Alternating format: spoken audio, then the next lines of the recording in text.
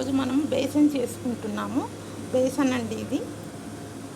బేసన్కి కావాల్సిన ఇంగ్రీడియంట్స్ పచ్చిమిర్చి, ఉల్లిగడ్డ ఒకటి, కారము, కరివేపాకు, సాల్ట్, పసుపు, ఆవాలు, జీలకర్ర అండి, మినపప్పు. ఇప్పుడు ఇందులో మనం పసుపు వేసుకుందాము. బేసన్లో కారం వేసుకుంటున్నాము. 1 స్పూన్ కారము, సాల్ట్ అండి, రుచికి సరిపడా సాల్ట్. దీనికి ఆనియన్స్ కావాలండి, కట్ చేసుకుందాం ఒకటి మీడియం సైజు. మిర్చీస్ 4 మిర్చీస్ అండి, కరివేపాకు. ఇది కొంచెం లిక్విడ్గా కలుపుకోవాలి. లిక్విడ్గా కలుపుకొని అలానే ఈ ఆనియన్, పచ్చిమిర్చి కట్ చేసుకుందాము. తర్వాత మనం ఈ కడాయిలో తాలింపు చేసుకుందామండి. చాలా బాగుంటుంది పప్పుకి. ఇప్పుడు ఇది పౌడర్ మిక్స్ చేసుకుందామండి. బేసను, ఉప్పు, కారం, పసుపు అంతా వేసుకున్నాం కదా, కలిపేసుకొని వాటర్ వేసి కలుపుకుందాము. వాటర్ వేసుకొని కలుపుకుందామండి. వాటర్ వేసుకొని కలుపుకుంటున్నామండి. ఇప్పుడు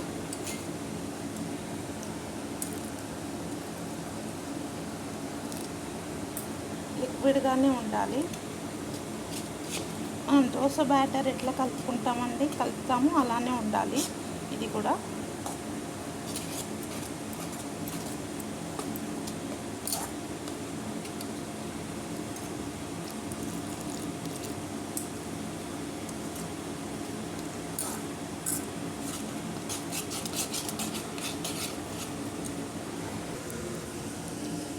బ్యాటర్ కలిపేసుకుందామండి.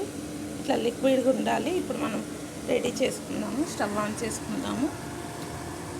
స్టవ్ ఆన్ చేసుకొని ఆయిల్ వేసుకుందామండి. ఒక పావు ఆయిల్ వేస్తున్నాను. బేసన్కి కొంచెం ఎక్కువనే పడుతుంది, 1.5 పడుతుంది. 1 పావు వేసానండి. ఇంకా కూడా పడుతుంది 1 పావు. నేను హాఫ్ వేస్తున్నాను, 1.5 వేసాను. ఆయిల్ వేడయ్యాక ఆవాలు, జీలకర్ర వేసుకుందామండి. పచ్చిమిర్చి, కరివేపాకు, ఉల్లిగడ్డ, కొద్దిగా మినపప్పు వేసుకుందాము. ఆయిల్ వేడైతే ఆవాలు, జీలకర్ర వేసుకుందాము. ఇంకా వేడి అవ్వలేదండి ఆయిల్. ఆవాలు వేసుకుందాము, కొంచెం జీలకర్ర,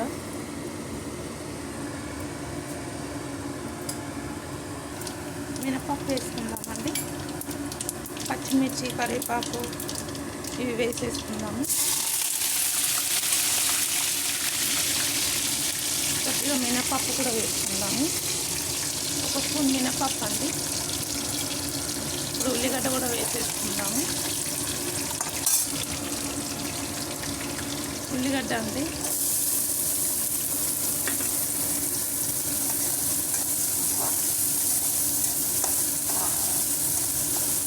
కొంచెం గోల్డ్ కలర్ వచ్చాక పసుపు వేసుకుందాము.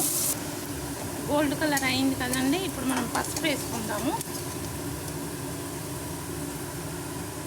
కొద్దిగా పసుపు, కొద్దిగా సాల్ట్ కూడా వేసుకుందాము.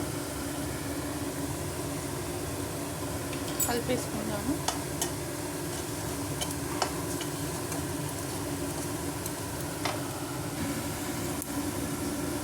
ఇప్పుడు ఇందాక మనం కలిపి పెట్టుకున్న బ్యాటర్ ఇందులో వేసుకుందామండి. గోల్డ్ కలర్ వచ్చింది కదా, ఇప్పుడు వేసేసుకుందాము. సాల్ట్, పసుపు అంతా వేసి కలిపాం కదా, ఇప్పుడు ఈ బ్యాటర్ వేసుకొని బాగా కలిపేసుకోవాలి.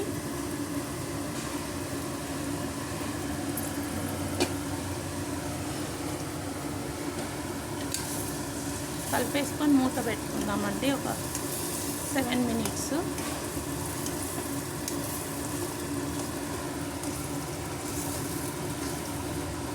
తర్వాత ఓపెన్ చేసి చూద్దామండి. ఇప్పుడు మనం మూసి పెట్టాము కదా, ఒకసారి కలిపేసుకుందాము. కాపలేదండి, ఇంకా ఉడకాలి.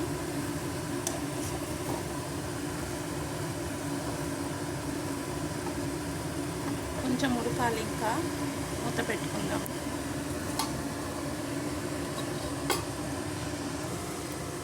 అయిపోయి ఉంటుందండి, చూద్దాము.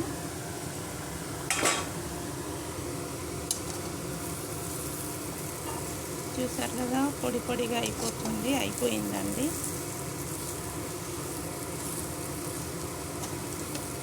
ఇలా అవ్వాలండి. ఇంకా పొడి పొడి అయితే బాగుండదు, రైస్కి ఇట్లానే బాగుంటుందండి.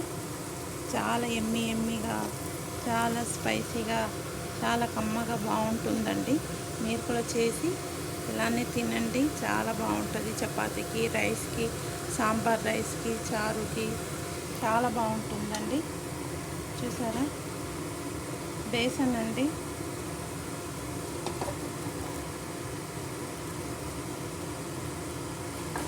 అయిపోయిందండి, స్టవ్ ఆఫ్ చేసేద్దాము. Thank you.